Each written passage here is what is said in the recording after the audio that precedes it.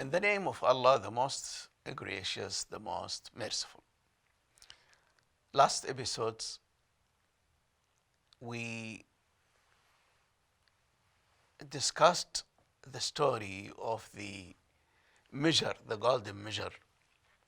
How did Yusuf used it as a plan to take his brother to Egypt so that he will stay there.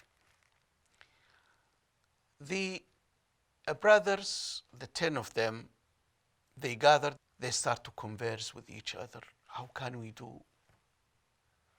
How can we explain this to our father? What to do? So some of them came back to Yusuf and he said, take me a slave in place of Benjamin, because our father will be grieving, will not be happy. He's an old man, and we have a bad experience before. Yusuf refused, because this is unjust.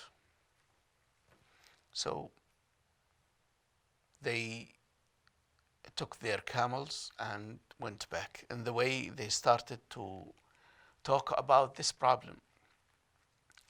The elder one said, I can't show my face to my father.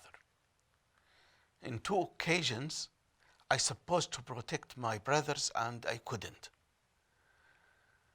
Joseph and Benjamin. I cannot show him my face anymore. So I will stay here at the borders of Egypt and Palestine. Go to my father and tell him what really happened. He will question this. So tell him to ask the caravans, the people with us in the caravan. They witnessed the event.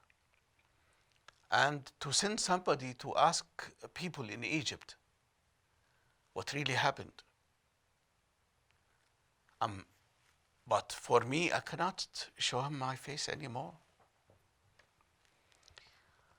So the 9 of the brothers, they went to their father and they told him. So he prayed to God that God may save Yusuf, Benjamin, and Rabin. They said, still you are mentioning the name of Joseph? He said, yes. He knows that Yusuf is still alive. But where? In what circumstances? You know the father and the heart of the father.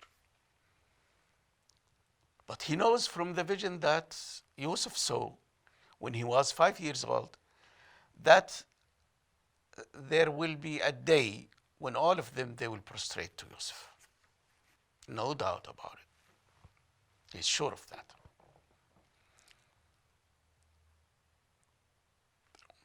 So after 1 year, for example, the famine was more severe and severe. Now they don't have money to purchase anything. They have only few things. Their clothes, they couldn't buy clothes for themselves, for their families, and for their children. Severe poverty.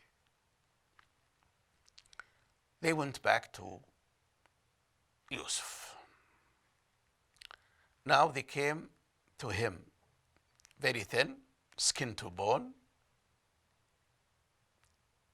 crying, weeping, begging. Beggar cannot be choosers. And the money,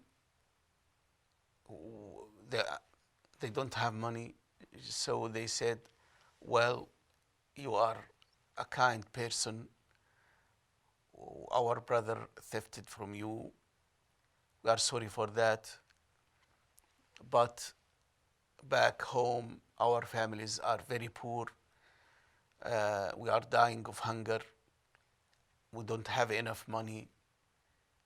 Please, we need your charity. We are needy. Yusuf couldn't hold this. He cried, he wept for them and for their families. Who said, so he talked to them in their language. So you are poor people. You are ordinary people. Your father is a prophet. Why you did this to Yusuf, your brother? You throw him to the well. Why all this? Why don't you use your mind thinking in a wise way? They said, oh my God, oh Allah, you are Yusuf. Oh, we have done a very big mistake, Yusuf. He said, yes, I'm Yusuf. Since you repented, you regretted your mistake, you are forgiven. You are, anyway, my brothers, my flesh and blood. So he gave them his shirt and he told them to throw it in the face of their father. He will restore his vision because he was already blind, because he cried a lot for Yusuf. Once the caravan went outside the town in Egypt, that's 350 to 400 kilometers, as we said before, Yaqub felt the smell of his son Yusuf. So he said to people around him, that's the grandsons and his daughters-in-law,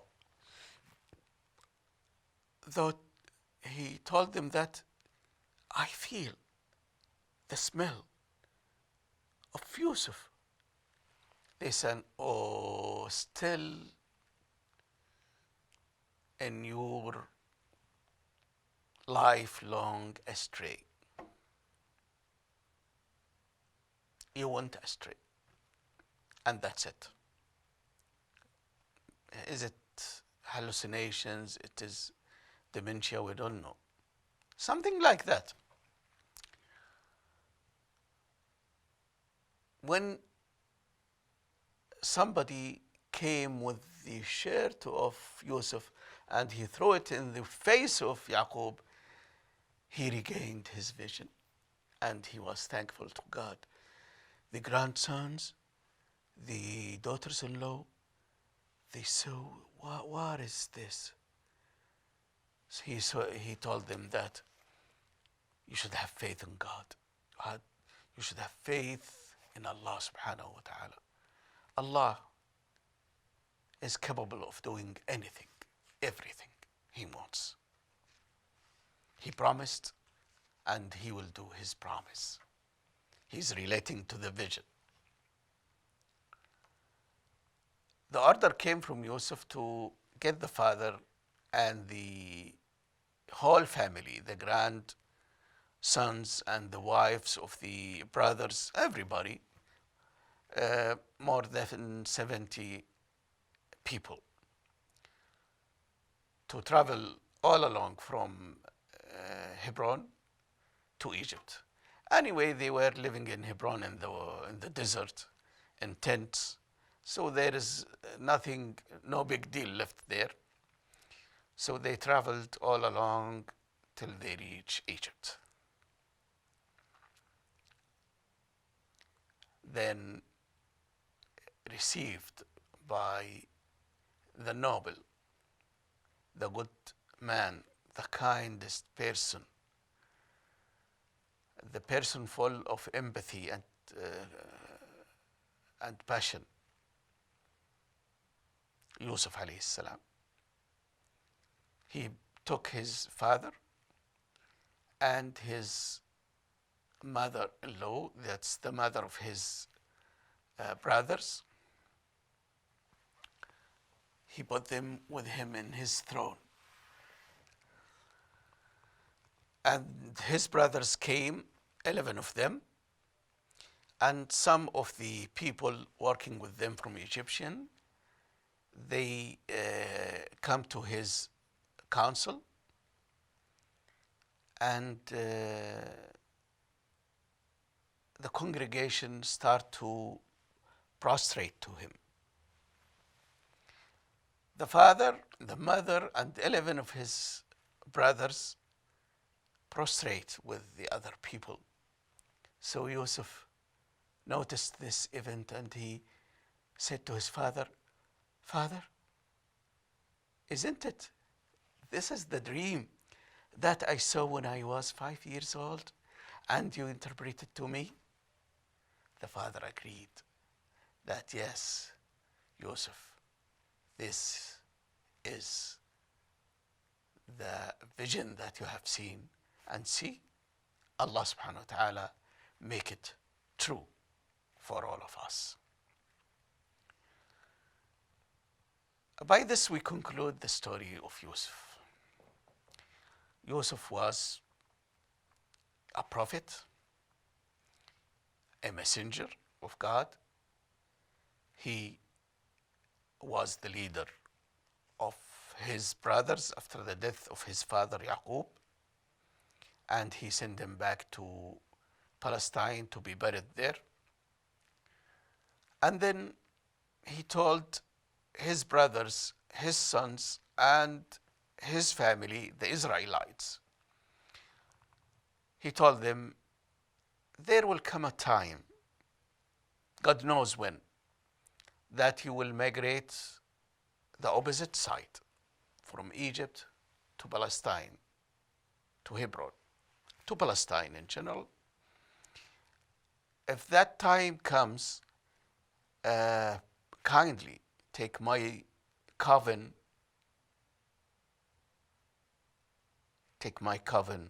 with you to Palestine. Don't forget. They promised him. And then they stayed 200 years after the death of Yusuf alayhi salam. So what are the lessons that we can draw from this story? That all the prophets are teaching us the same lesson. There is a creator, that is Allah. And there is a hereafter that it's the day of reckoning, the day of judgment. Will be judged according to our deeds. And our deeds should be according to the 10 commandments of God. That things between us and between Allah. Fasting, pilgrimage, praying, supplications, remembrance, and things between us and other human being, like to avoid killing, adultery, stealing,